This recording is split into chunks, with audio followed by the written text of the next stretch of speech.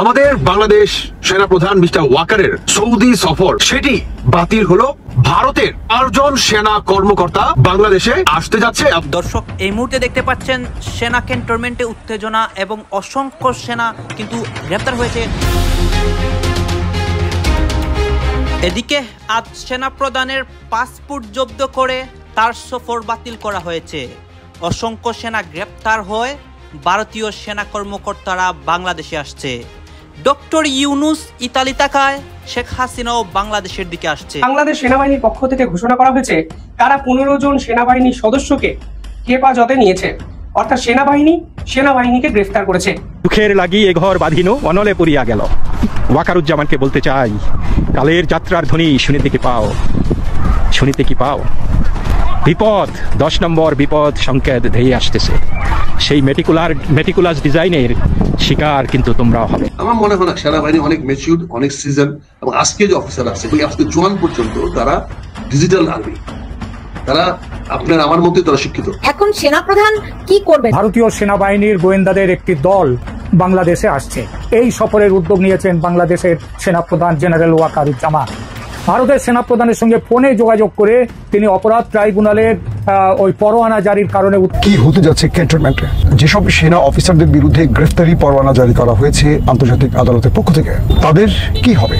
একটা সেনা অভ্যুত্থান হতে যাচ্ছে এবং সেটা ঠেকানোর জন্য নানা জায়গা, স্কুল, কলেজ, মাদ্রাসা, নানান মহল থেকে সেনাপ্রধান ওয়াকারুজ্জামানের প্রতি কঠিন বার্তা আসে। হ্যাঁ, বিভিন্ন মহল থেকে সেনাপ্রধানের উপর কঠিন বার্তা আসে এবং অনেক সেনা গ্রেপ্তার হয়েছে আজকে। দর্শক শ্রোতা, এই মুহূর্তে পাওয়া সবচেয়ে বড় ব্রেকিং নিউজ এবং চাঞ্চল্যকর নিউজ হচ্ছে সেনাপ্রধানের বিদেশ সফর বাতিল হয়েছে এবং এই বিদেশ সফরকে কেন্দ্র করে বাংলাদেশের মধ্যে আজ সন্ধ্যার পর তুলপাড় পরিস্থিতি হয় এবং সেনা ক্যাম্পের মধ্যে এক প্রকার উত্তেজনা। আরেকটি খবর হচ্ছে ভারতীয় বিভিন্ন সেনা কর্মকর্তা বাংলাদেশে ঢুকবে আজকে এবং বাংলাদেশে ঢুকে অনেক কিছু করবে। আপনারা তো এটা জানেন, ডক্টর ইউনুস বর্তমানে ইতালি সফরে রয়েছেন এবং তার ইতালি সফরকে কেন্দ্র করে বাংলাদেশকে ফাঁকা পেয়ে শেখ হাসিনাও দেশে আসার ষড়যন্ত্র করেছে। আপনারা সম্পূর্ণ ভিডিও দেখলে দেশের সকল আপডেট নিউজগুলো এই একটি ভিডিওর মাধ্যমে ধারাবাহিকলি দেখতে পারবেন। এরই সাথে সেনাপ্রধান, সেনাবাহিনীর মধ্যে কি হচ্ছে বিশেষ করে এইটা দেখতে পারবেন। আসুন আমরা কথা বরাবর আমরা সরাসরি ভিডিওর মূল আলোচনায় চলে যাচ্ছি। ব্রেকিং নিউজ সেটি হচ্ছে আপনার আমাদের বাংলাদেশ সেনাপ্রধান মিস্টার ওয়াকারের সৌদি সফর, মানে 4 দিনের যে সৌদি সফর ছিল সেটি বাতিল হলো এবং ভারতের 4 জন সেনা কর্মকর্তা দীর্ঘ 15 মাস পর আমাদের বাংলাদেশে আসতে যাচ্ছে। আপনার আন্তর্জাতিক যে ট্রাইব্যুনাল গঠিত করছে অন্তর্বর্তীকালীন সরকার, এটাকে কেন্দ্র করেই, মানে ভারতকে যেভাবে দোষারোপ করতেছে যে ভারতের সেনাবাহিনীর দ্বারায় আমাদের বাংলাদেশ সেনাবাহিনীর, মানে যেই 14 জন জেনারেলকে বর্তমান সেনাপ্রধান বিশেষ নিরাপত্তা দিয়েছে আপনার ক্যান্টনমেন্টে, তাদেরকে কেন্দ্র করে আপনার অন্তর্বর্তীকালীন সরকারের পক্ষ থেকে যেই আঙুল আপনার ভারতের সেনাবাহিনীর দিকে দিয়েছে যে ভারতের সেনাবাহিনীর সাথে জড়িত, ঠিক সেই কারণেই আগামী 7 দিনের ভিতরে ভারতের সংবাদ মাধ্যমগুলা বলতেছে 14ই অক্টোবর আসতে যাচ্ছে, মানে কালকেই তো 14ই অক্টোবর। এখন কালকে আসবে নাকি 1 সপ্তাহের ভিতর আসবে? তবে সবচেয়ে বেশি যেটা জোরালো সেটা হচ্ছে 1 সপ্তাহের ভিতরে ভারত থেকে 4 জন সেনা কর্মকর্তা তারা আমাদের বাংলাদেশে আসতে যাচ্ছে। এখন আসুন সবার প্রথমে সৌদি আরবের যেই সফর ছিল সেটা কেন বাতিল হলো সেনাপ্রধান মিস্টার ওয়াকারের? আপনারা কি জানেন যে বিশেষ করে আমাদের বাংলাদেশে বর্তমান সেনা বাহিনীদেরকে নিয়ে মানে যে টানা হেচড়া চলতেছে সেটা সারা বিশ্বেই বর্তমান প্রচলিত। তারপর হচ্ছে নেক্সট যে সেনাপ্রধানের সফরের আসল উদ্দেশ্য কি ছিল?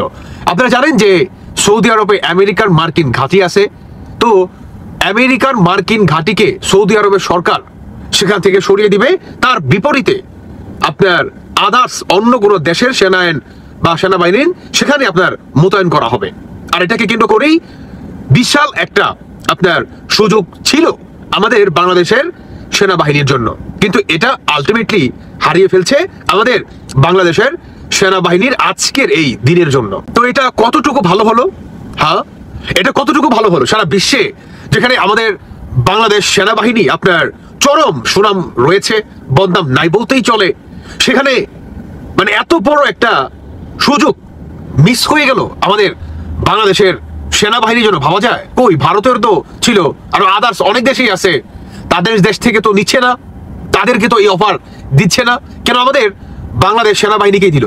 কেন? কারণ আমাদের বাংলাদেশের সেনাবাহিনীর সেই অ্যাবিলিটি রাখে, সেই যোগ্যতা আছে বিধায় আমাদের বাংলাদেশ সেনাবাহিনীকে এই অফারটি দিয়েছিল। কিন্তু যে 14 জন জেনারেলের যে অবস্থা, এবং সারা বিশ্বে সেটা বর্তমান প্রচলিত, আর এটার জন্যই যাতে নতুন করে সৌদি আরব মানে এই ট্রাইব্যুনালের সাথে জড়িয়ে না যায়, এটার জন্যই সৌদি আরব আগে থেকেই তারা সরে গেল, মানে অফারটা দিয়েও পুনরায় আবার সেটা তারা প্রত্যাহার করলো। এই হচ্ছে বর্তমান আমাদের বাংলাদেশের সেনাবাহিনীর অবস্থা।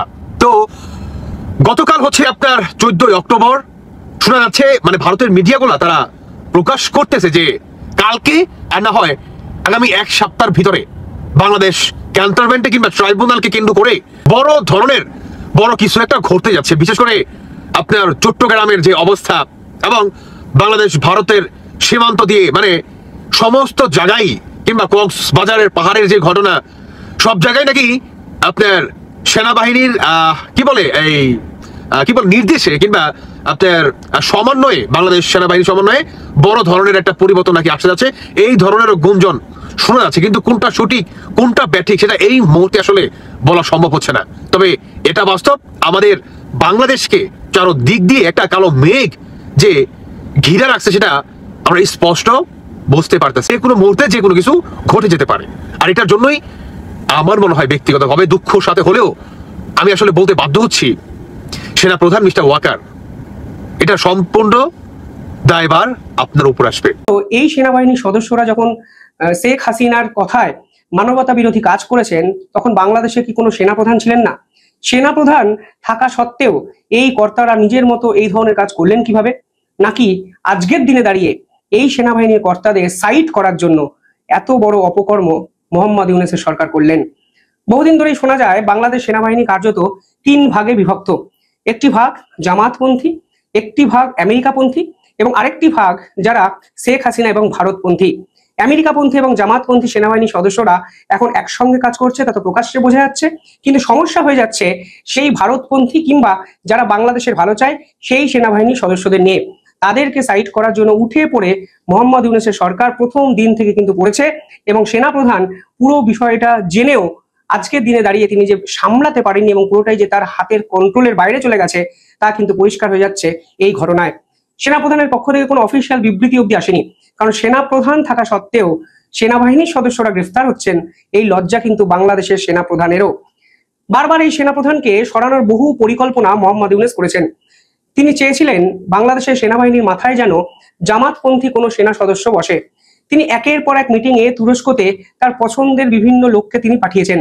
তুরস্কের সঙ্গে অস্ত্র চুক্তি, পাকিস্তানের সঙ্গে অস্ত্র চুক্তি, পাকিস্তানের থেকে গোলা বন্দুক কেনার চুক্তি, সমস্ত জায়গায় জামাতিপনার প্রাদুর্ভাব কিন্তু বর্তমান বাংলাদেশের সেনাবাহিনীর দেখা গেছে, যা বর্তমান সেনাপ্রধান প্রথমে চাইলে কিন্তু মোকাবিলা করতে পারতেন, কিন্তু আজকের দিনে দাঁড়িয়ে তার হাতে যে কোনো ক্ষমতাই নেই, অন্তত কালকের এই ঘটনার পর পরিষ্কার হয়ে গেল। মোহাম্মদ ইউনূস ক্ষমতায় এসে অপারেশন ডেভিল হান্ট চালু করেন সেনাবাহিনীকে দিয়ে। ডেভিল হান্ট কি? ডেভিল হান্ট যখন চালু হয় তখন সেনাবাহিনীর সদস্যরা বাড়ি বাড়ি গিয়ে আওয়ামী লীগের সদস্যদের গ্রেফতার করতে শুরু করে এবং সমর্থকদের গ্রেফতার করতে শুরু করেছিল। আজকের দিনে দাঁড়িয়ে যদি আমি প্রশ্ন করি, কালকে বাংলাদেশের কোনো নির্বাচিত সরকার এসে যদি সেই অপারেশন ডেভিল হান্টের বিপক্ষে তদন্ত কমিশন বসায়, তাহলে শাস্তিটা কার হবে? সেনাপ্রধানের তো হওয়া উচিত, কারণ সেনাপ্রধানের নেতৃত্বে অপারেশন ডেভিল হান্ট হয়েছে। কিন্তু যদি সেনাপ্রধানকে ছেড়ে যারা গ্রেফতার করেছে শুধুমাত্র তাদেরকে গ্রেফতার করা হয়, তাহলে প্রশ্ন তো উঠবেই যে এই সেনাপ্রধান থাকা সত্ত্বেও সেনাবাহিনীর সদস্যরা কিভাবে ব্যক্তিগত সিদ্ধান্ত নিয়ে আওয়ামী লীগের সদস্যদের উপর গুলি চালালেন, সমর্থকদের গ্রেফতার করলেন।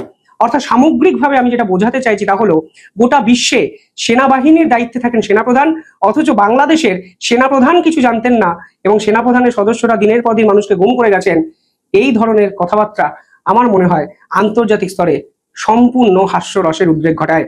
আজকের দিনে দাঁড়িয়ে সেনাপ্রধান কি বুঝতে পারছেন যে তিনি দুধ কলা দিয়ে কালসাপটি পুষেছেন? তিনি কি বুঝতে পেরেছেন যে মোহাম্মদ ইউনূসের বিপক্ষে অনেক আগে অ্যাকশনে ঝাঁপানো উচিত ছিল সেনাপ্রধানের? তিনি কি বুঝতে পেরেছেন যখন তাকে সরানোর পরিকল্পনা হয়েছিল ঠিক তখন এই সরকারকে নির্বাচনে যেতে বাধ্য করা উচিত ছিল সেনাবাহিনীর পক্ষ থেকে?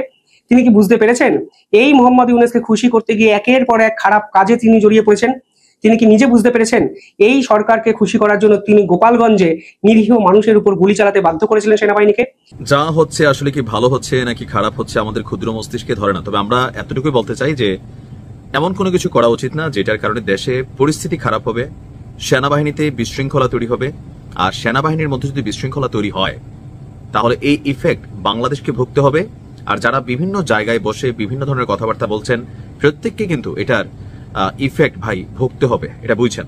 ক্ষমতা আজকে আছে কালকে নাই, এটা কিন্তু বাস্তবতা। কেন কথাগুলো বলছি, এই মুহূর্তে সেনাবাহিনীর মধ্যে সম্ভবত দুইটা গ্রুপিং আছে যতদূর আমরা বুঝতে পারি বিভিন্ন জিনিস অ্যানালাইসিস করে। তো স্বাভাবিক বড় বড় পদ পদবিগুলো থেকে এক দল সরে গেলে আরেক দল সেখানে বসতে পারবে, এরকম একটা ইস্যু থাকতে পারে। আবার এরকম নাও হতে পারে, বাহির থেকে নানান ন্যারেটিভ তৈরি করা হচ্ছে। তো এর মাঝখানে আন্তর্জাতিক অপরাধ ট্রাইব্যুনালে যেই সকল সাবেক এবং রানিং সেনা কর্মকর্তারা আছেন তাদেরকে গ্রেপ্তার ইস্যু নিয়ে যেই বক্তব্যটা আন্তর্জাতিক আদালতের যিনি প্রসিকিউটর আছেন তাজুল, ওনার পক্ষ থেকে আসছে। আবার সেনাবাহিনীও এটার বিপরীতে একটা ব্রিফিং দিয়েছে। আমরা যদি সেনাবাহিনীর যিনি ব্রিফিং দিয়েছেন ওনার কথাটা সহজভাবে বুঝতে পারি তাহলে এটা হচ্ছে ওনারা চান যে সেনা আইনে বিচারটা হবে, গ্রেপ্তার হোক বা জেল হোক সেটা সেনা আইনে তাদের পানিশমেন্টটা নিশ্চিত করা হোক, বাট পানিশমেন্ট তারা চায়। কিন্তু গতকালকে আমাদের চিফ প্রসিকিউটর তাজুল ইসলাম তিনি আবার বলছেন ভিন্ন কথা। তিনি বলছেন যে এই যে সেনাবাহিনীর যারা হেফাজতে আছেন অথবা যাদেরকে আটক করা হয়েছে এটা নাকি তাদেরকে অফিসিয়ালি সেনাবাহিনী কোনো চিঠিপত্র দেয় নাই বা জানায় নাই, এটা তারা তাদের মতন করছেন। এই ক্ষেত্রে আন্তর্জাতিক অপরাধ আদালতের কোনো অনুমতি নেওয়া হয় নাই বা তাদেরকে নোটও দেওয়া হয় নাই, তিনি প্রকাশ্যে লাইভে বলছিলেন। এমনকি তার বক্তব্য যে সেনাবাহিনী, নৌবাহিনী, বিমান বাহিনী, গোয়েন্দা সংস্থা, পুলিশ সহ বিভিন্ন যে ফোর্স আছে তাদের বিচারের জন্যই আন্তর্জাতিক অপরাধ ট্রাইব্যুনাল আইন 1973 বিশেষভাবে তৈরি করা হয়েছে। আর সেই আইন অনুযায়ী আইন সবসময় আইনের গতিতেই চলবে। আদালত থেকে কোনো গ্রেপ্তারি অথবা অন্য কোনো পরোয়ানা জারি হবে তখন একজন আসামিকে 24 ঘন্টার মধ্যে আদালতের সামনে উপস্থিত করতে হবে। এটা সংবিধান, ট্রাইব্যুনাল ও ফৌজদারি কার্যবিধিতেও এটা আছে। অর্থাৎ একজন আসামিকে গ্রেপ্তার করা হলে যেখানেই গ্রেপ্তার করা হোক না কেন তাকে আদালতে আনার সময়ে যতটুকু ওইটা ছাড়া 24 ঘন্টার মধ্যে তাকে আদালতের সামনে উপস্থিত করতে হবে। এখন আমাদের যেই সেনা অফিসাররা রানিং অথবা সাবেক যারা সেনা হেফাজতে আছেন বা গ্রেপ্তার হয়েছেন ভিন্ন ভাষা যদি আমরা বলতে চাই, তো তাদেরকে সেনা হেফাজতে রাখার সুযোগ নেই। তিনি যেটা বলতে চাচ্ছেন আদালত যদি কাউকে ক্ষমতা দেয় তাহলে আটক রাখতে পারে। সুতরাং যাকে যখনই গ্রেপ্তার করা হবে অথবা হেফাজতে নেওয়া হবে তার ভাষায় তাকে তখনই আদালতের কাছে আনতে হবে। আদালত যদি তাকে আটক রাখতে বলেন আটক রাখা হবে, আদালত যদি তাকে ছেড়ে দিতে বলেন সেটাও দিতে পারেন। সুতরাং সিদ্ধান্ত নেওয়ার ক্ষমতা আদালতের, এটাই হচ্ছে আইনি ব্যাখ্যা। তাই এখন পর্যন্ত আমাদের কাছে এই বিষয়ে কেউ আইনি ব্যাখ্যা চাননি, আর যদি চায় তাহলে জানাবো। এখন ঢাকা সেনানিবাসে যে ব্রিফিং সেখানে কিন্তু বলা হয়েছে 15 জনকে হেফাজতে নেওয়া হয়েছে। তবে প্রসিকিউটর যিনি বলছেন প্রসিকিউশন এবং ট্রাইব্যুনাল এখনো অফিসিয়ালি তারা কিছুই জানে না। ওনাদের বক্তব্য আমাদের কাছে যেহেতু আনুষ্ঠানিকভাবে কেউ বলেনি যে তাদের আটক রাখা হয়েছে, মিডিয়াতে আসছে। সেনাবাহিনী সংস্কারের দাবিতে জনগণ জেগে উঠছে। বুদ্ধিজীবীরা, বাংলাদেশের দেশপ্রেমিক নাগরিক, অ্যাক্টিভিস্ট, এমনকি নানান মানবাধিকার সংগঠন তারা এখন ভয়েস রেজ করছে যে এখন it's high time to reform সেনাবাহিনী। সেনাবাহিনী এখন সংস্কার করতেই হবে। প্রফেসর ইউনূসকে দাবি মানতে হবে, তাকে অনেকে জরুরি ভিত্তিতে আহ্বান জানাচ্ছেন যে টেক অ্যাকশন নাও। এতদিন চেষ্টা করেও পারেননি, এখন সুযোগ হয়েছে। বিশেষ করে বিভিন্ন মানবাধিকার সংস্থার এরকম প্রেসক্রিপশন রয়েছে যে র্যাব পুরোপুরি ডিজলভ করে দেওয়া হোক, এবং সরকারের অনেকে এই কথা বলেছিল র্যাব ডিজলভ করে দেওয়া হবে, কিন্তু এখন অ্যাকশন নেওয়া হয়নি। পুলিশ সংস্কার কমিশন হয়েছে, আমরা এখন পর্যন্ত তার কোনো বাস্তবায়ন দেখতে পাচ্ছি না। বিশেষ করে ডিজিএফআই ভেঙে দেয়া, মিনিমাম ডিজিএফআই নাম পরিবর্তন করা, এটা অনেকেরই দাবি, কিন্তু এখন পর্যন্ত সে বিষয়ে ডক্টর ইউনূসের আগ্রহ দেখা যায় না। বরং প্রেস সচিব বলছেন ডিজিএফআই ভেঙে ফেলার কোনো পরিকল্পনা নেই। ডিজিএফআই ভেঙে ফেলা মানে কি এই ধরনের কোনো সংস্থা থাকবে না তা না, আপনি নাম পরিবর্তন করবেন আর বিধিমালায় কিছু পরিবর্তন আনবেন, জুরিসডিকশন বিষয়ে কিছু নতুনত্ব আনবেন এবং তাদের মধ্যে একটা অ্যাকাউন্টেবিলিটির কিছু আইন ঢুকিয়ে দিবেন। মানে সংস্কার অনিবার্য। ডিজিএফআই যে অপকর্ম করেছে বাংলাদেশে, যে নজির স্থাপন করেছে, এই নামে কোনো সংগঠন থাকার অধিকারই নেই। ডিজিএফআই সেনাবাহিনীর কোনো নিয়ন্ত্রিত গোয়েন্দা সংস্থা না, কিন্তু সেনাবাহিনীর লোকজনই ডিফ্যাক্টো এটা চালাতো। ডিজিএফআই প্রাইম মিনিস্টার কার্যালয়ের অধীনে একটা সেনা গোয়েন্দা বলা হয়, এবং এটার অবস্থান কিন্তু ক্যান্টনমেন্টের ভিতরে। আয়নাগর টানাগর কোথায় ছিল? ডিজিএফআই নিয়ন্ত্রণে ছিল, ডিজিএফআই ভিতরে ছিল। ডিজিএফআই যে বড় বিল্ডিংটা, যে আপনারা অনেকে গিয়েছেন হয়তো, আমিও গিয়েছি, ওই বিল্ডিং এর মধ্যেও আয়নাগর ছিল। অতএব এবং সেখানে কি নাগরিকদের জন্য কি ভয়ানক একটা সিক্রেসি ছিল। ওখানে আপনি যদি যেতে চান, আপনাকে জুতা টুতা খুলে, বিভিন্ন ধাপ আছে সব জায়গায় না, কোনো কোনো জায়গায় স্বাভাবিকভাবে যেতে পারেন, কোনো কোনো রুমে যেতে হলে অ্যাপয়েন্টমেন্ট পেতে হলে আপনি যেই হন না কেন আপনাকে অনেক। দর্শক আপনারা তো দেখলেন এখানে কি কথা হচ্ছে, অনেকে কিন্তু অনেক কথা বলতেছে, অনেকে আলোচনা করতেছে, অনেকে সমালোচনা করতেছে দেশের বিভিন্ন অবস্থা এবং পরিস্থিতি নিয়ে, বিশেষ করে এখানে দেশের রাজনৈতিক প্রেক্ষাপট নিয়ে কথা হয় আর অনেক বিষয় নিয়ে কথা হয়। গাইজ এই বিষয়গুলো নিয়ে আপনাদের মন্তব্য কি?